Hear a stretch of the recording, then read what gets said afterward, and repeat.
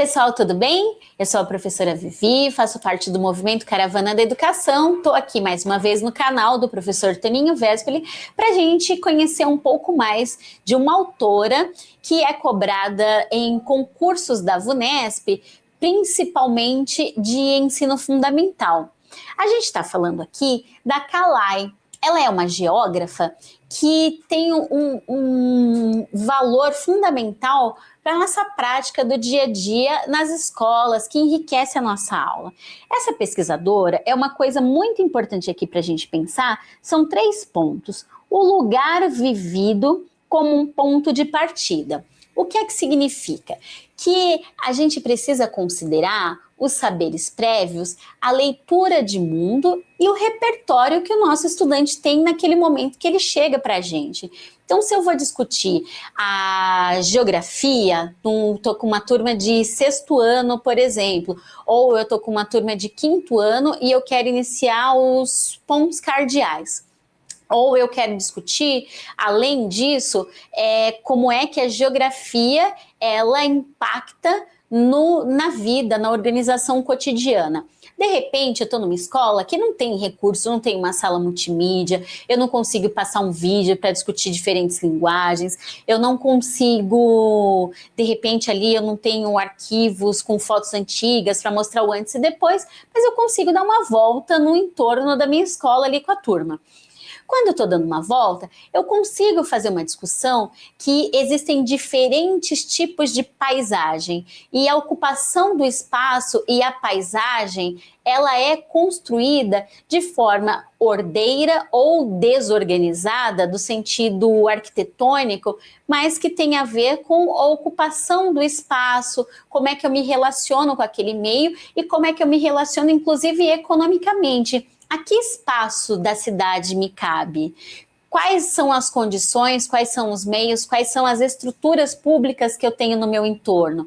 De repente, nesse meu passeio, eu consigo ver um determinado tipo de relevo, eu consigo perceber determinado tipo de construção, a opção por determinado tipo de material dessa construção, se ele é um material permanente, se ele é um material mais temporário.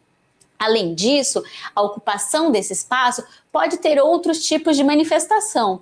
E aí eu posso ter, de repente, numa esquina tem lá uma oferenda. E aí, com todo o respeito do mundo, você tá ali, olha, e aí por cima vê, de repente, pipoca.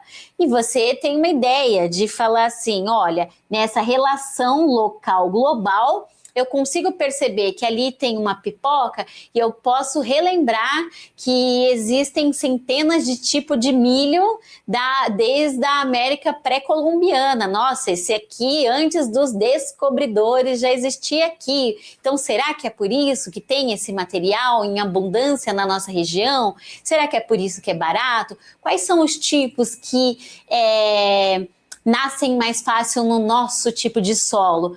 Percebem que a gente precisa da relação local com o global. E essa relação, ela pode ser uma leitura econômica, com acesso aos bens, aos serviços, ela pode ser uma leitura socio-histórica e ela pode ser uma leitura que leve para a relação com outras áreas, como isso, para discutir a América pré-colombiana numa aula de história, ou para eu discutir elementos na aula de ciências, por que isso em determinado tipo de solo é mais interessante do que em outro. Então, eu preciso sair do local, eu parto da realidade, mas eu preciso transcender de forma global que esse bairro passa, então, a minha escola, o meu bairro, a minha cidade, o meu estado, o meu país, de repente, que tipo de conglomerado, que tipo de organização que o meu país faz. Então, existe, de repente, vai para os mais velhos, né? O que é OTAN, o que é Mercosul, o que são os BRICS.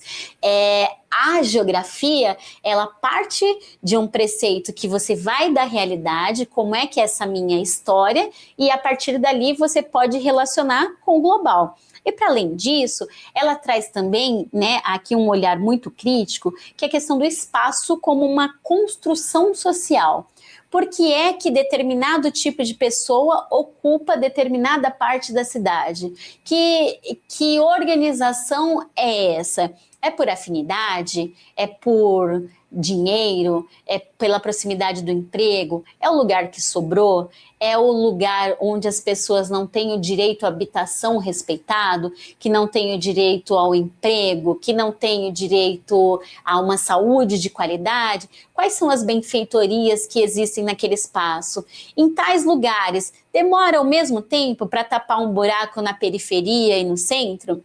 Demora ao mesmo tempo, de repente, sei lá, se morre um cavalo na via e fica ali interditado? Onde é que tem enchente? Essas enchentes, elas são tratadas de formas diferentes?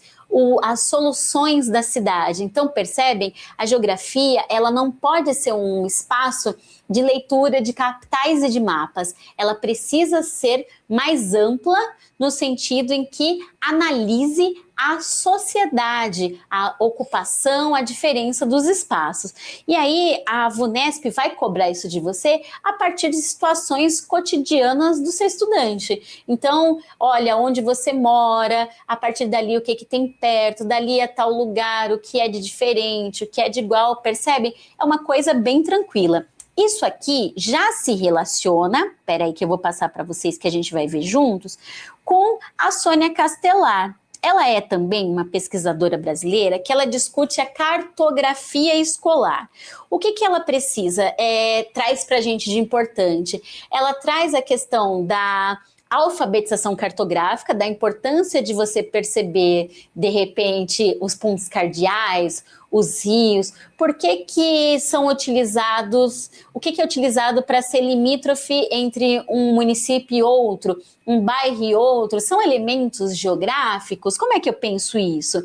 Então, eu preciso ler e interpretar mapas, eu preciso perceber o porquê que a água é azul, por que eu não posso pintar um país de azul, onde é que isso está posto?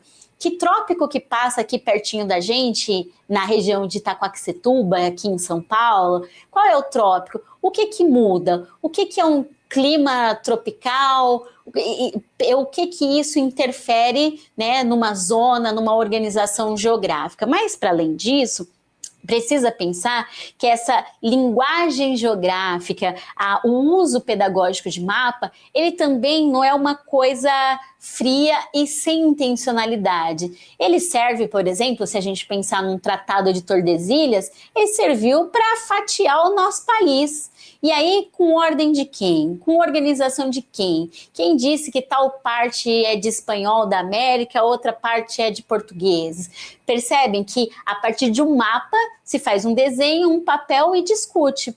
Um outro mapa, para a gente pensar lá na história, sei lá, de travessia do Cabo das Tormentas pelo Marco Polo. Aliás, para quem for no nosso aulão presencial, que vai acontecer no dia 24 de janeiro, agora de 2026, me lembrem, me cobrem, eu vou falar essa história do Marco Polo atravessando o Cabo das Tormentas. É muito importante que a gente perceba que mesmo a cartografia, ela é feita e construída de forma intencional. Então, eu posso dizer que em algum momento o Brasil teve 8.547.403 quilômetros quadrados. Hoje ela tem um pouquinho mais, um pouquinho menos. Por quê? Que território que não pertenceu ao nosso país e passou a pertencer?